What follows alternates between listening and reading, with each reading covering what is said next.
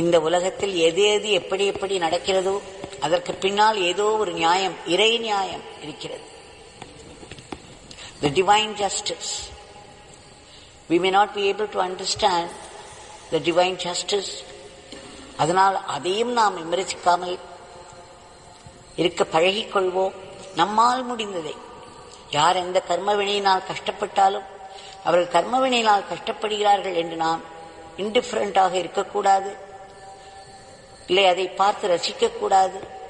நம்மால் முடிந்ததை ஓடிச் சென்று நாம் உதவ வேண்டும். அது நம்மை எத்தனையோ பாவங்களிலிருந்து காப்பாற்றும். ஆக நம்மால் முடிந்த உதவியை செய்து கொண்டே நம்மால் முடிந்த அளவுக்கு இறைவனை நினைவில் வைத்துக் கொண்டு எல்லாவற்றையும் இறைவனுக்கு தெரியும் என்று ஏற்றுக்கொண்டு நன்றியோடு இறை நாமத்தை சொல்லிக் கொண்டிருக்கிறோம்.